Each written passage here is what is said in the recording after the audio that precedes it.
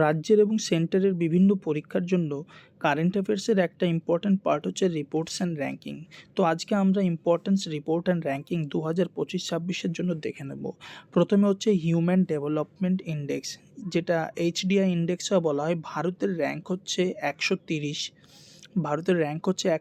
এবং top country যেটার HDI সব থেকে ভালো সেটা হচ্ছে আইসল্যান্ড। আইসল্যান্ড একটা ইউরোপিয়ান কান্ট্রি, এটা জেনে রাখতে হবে। আচ্ছা, এখান থেকে একটা ইনফরমেশন আমাদের জেনে রাখতে হবে যে এই রিপোর্টটা পাবলিশ করে কোন সংস্থা, সেটা হচ্ছে UNDP, United Nation Development Programme. Next হচ্ছে গ্লোবাল হাঙ্গার ইন্ডেক্স। ইন্ডিয়ার র্যাঙ্ক হচ্ছে 102, ভারতের র্যাঙ্ক হচ্ছে 102। স্কোর মনে রাখার দরকার নেই। এখানে top rank Armenia, Belarus, Bosnia, Herzegovina, Bulgaria, এরা একসঙ্গে র্যাঙ্ক করেছে, তাই একই ঘরে দেওয়া হয়েছে। সবথেকে খারাপ স্কোর করেছে সোমালিয়া, যেটা আফ্রিকার একটা কান্ট্রি। আমরা এখান থেকে একটা কারেন্ট অ্যাফেয়ার্স তোমরা জেনে রাখবে। সোমালিয়া কিন্তু এখন দুটো ভাগে ভেঙে গেছে। এখান থেকে নতুন একটা দেশ তৈরি হয়েছে, যেটাকে আমরা বলছি সোমালিল্যান্ড। এটা কিন্তু জেনে রাখবে। চলো, নেক্সট হচ্ছে এসডিজি ইন্ডেক্স। এখানে ভারতের র্যাঙ্ক হচ্ছে 99। টপ কান্ট্রিজ হচ্ছে ফিনল্যান্ড, সুইডেন, ডেনমার্ক। এখান থেকে আমরা এক্সট্রা কী জিনিস জানবো, এসডিজি ইন্ডেক্স, ভারতের টোটাল পৃথিবীতে যে এসডিজি আছে, সাস্টেনেবল ডেভেলপমেন্ট গোল, টোটাল 30টা কিন্তু এসডিজি আছে, যেটা লক্ষ্য আছে 2030-এর মধ্যে এটাগুলোকে অ্যাচিভ করতে হবে। সেই হিসাবে র্যাঙ্কটা তৈরি করা হয়। ভারতের র্যাঙ্ক কিন্তু 167টি দেশের মধ্যে 99। ওয়ার্ল্ড হ্যাপিনেস রিপোর্ট 2025-এ ভারতের র্যাঙ্ক হচ্ছে 118, টপ কান্ট্রি ফিনল্যান্ড। কিন্তু আমি তোমাদের 2026 সালে এর জন্য একটা আলাদা শর্টস বানিয়েছি, সেখানে ভারতের রিসেন্ট র্যাঙ্ক যেটা এসেছে সেটা হচ্ছে 116, টপ কান্ট্রি অবশ্যই ফিনল্যান্ডই আছে এখন। ইকোনমিক ফ্রিডম ইন্ডেক্সে ভারতের র্যাঙ্ক হচ্ছে 128, টপ কান্ট্রিজ হচ্ছে সিঙ্গাপুর। এখানে ইকোনমিক ফ্রিডম বলতে বোঝানো হয় কোনো দেশে যদি কোনো একটা কোম্পানি তার নিজের এফডিআই বা নিজের শাখা খুলতে চায়, কতটা তাড়াতাড়ি এবং কীভাবে খুলতে পারবে তার উপরে কিন্তু ওই র্যাঙ্কটা ডিপেন্ড করে। ক্লাইমেট চেঞ্জ পারফরমেন্স ইন্ডেক্সে ভারতের র্যাঙ্ক হচ্ছে 10। এখানে ভারতের র্যাঙ্ক অবশ্যই নো ডাউট খুব ভালো আছে, এবং টপ কান্ট্রিজ হচ্ছে ডেনমার্ক। যদি আমরা বলি টপ কান্ট্রিজ মানে ভাববে না যে ফার্স্ট, কারণ 1, 2, 3 এই 3টে পজিশন অল টাইম খালি রাখা হয়, কারণ এমন কাউকেই ধরা হয় না কোনো দেশ আছে যারা ক্লাইমেট পরিবর্তনের চেঞ্জ করার জন্য খুব ভালো কাজ করছে, সেই জন্য প্রথম 3টে স্পট ফাঁকা রাখা হয়। অর্থাৎ ডেনমার্ক র্যাঙ্ক করেছে 4, এটা জেনে রাখবে। চলো, নেক্সট হচ্ছে ক্লাইমেট রিস্ক ইন্ডেক্স, মানে ক্লাইমেট চেঞ্জের জন্য সবথেকে ক্ষতির দিকে কোন কোন দেশ রয়েছে।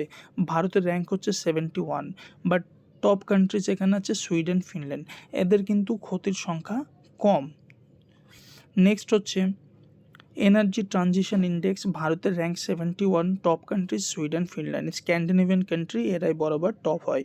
ওয়ার্ল্ড প্রেস ফ্রিডম ইন্ডেক্স, এটা খুবই ইম্পর্ট্যান্ট পরীক্ষার জন্য। ওয়ার্ল্ড প্রেস ফ্রিডম ইন্ডেক্স, ভারতের র্যাঙ্ক হচ্ছে 151। এটা রিপোর্টার্স উইদাউট বর্ডার RSFও বলা হয় এটাকে।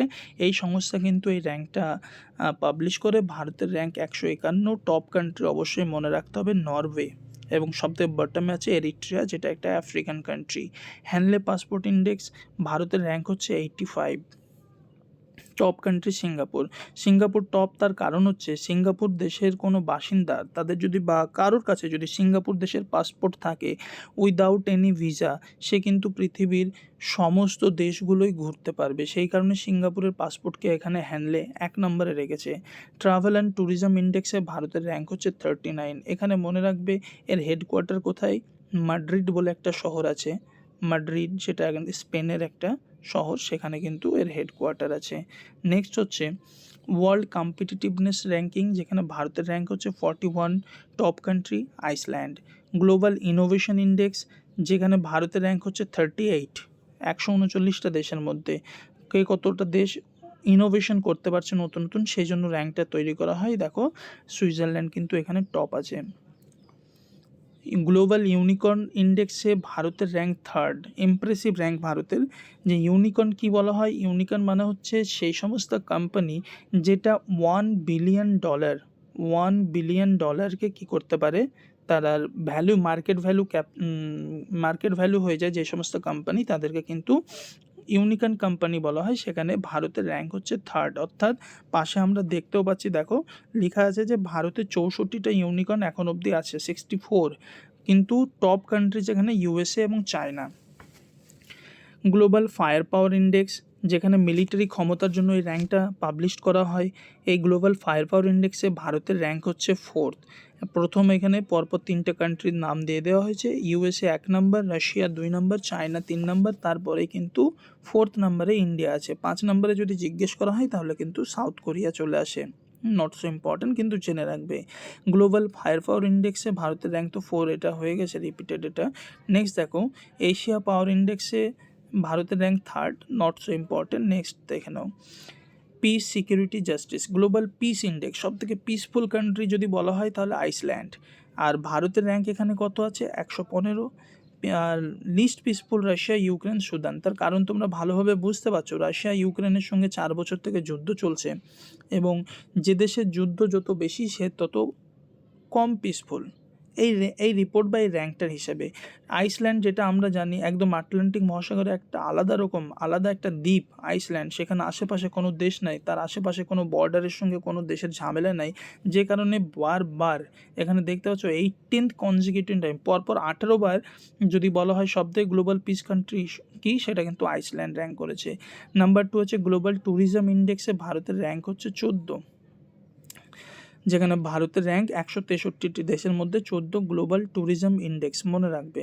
কারাপশন পারসেপশন ইন্ডেক্সে ভারতের র্যাঙ্ক হচ্ছে 96, এটা কিন্তু খুব একটা ভালো দিক নয়। 96তম ভারতের র্যাঙ্ক হচ্ছে। টপ কান্ট্রি যেখানে কারাপশন একদম নেই বললে চলে, সেটা হচ্ছে European country Denmark. Most corrupt country হচ্ছে সুদান অ্যান্ড সোমালিয়া। এই গ্লোবাল কারাপশন ইন্ডেক্স যেটা, এটা 2024-এর র্যাঙ্ক, এখনও কিন্তু রিসেন্ট র্যাঙ্ক পাবলিশড হয়নি, তাই এটাই আমাদেরকে এখন দেখতে হবে। নেক্সট হচ্ছে rule of law index, rule of law index not so important, but আমাদের বাকিগুলো যেগুলো আমি তোমাদেরকে পড়ালাম আজকে, এই সমস্তগুলো কিন্তু খুবই ইম্পর্টেন্ট পরীক্ষা পারপাসের জন্য, সেজন্য একবার দেখে রাখবে। বাকি আরও কারেন্ট অ্যাফেয়ার্সের ভিডিও এরকম শর্ট টপিকের উপর আসতে চলেছে চ্যানেলটাকে তোমরা সাবস্ক্রাইব করে নাও, বেল আইকন ক্লিক করে রাখো রেগুলার আপডেট পাওয়ার জন্য, এবং আমি এরকমভাবে ভিডিও করে তোমাদের এক্সট্রা ডিটেলস সমেত এই কিন্তু কারেন্ট অ্যাফেয়ার্সের ভিডিওগুলো আমি এখানে দেবো। ভালো লাগলে লাইক করবে এবং কমেন্ট করে জানাবে। Thank you.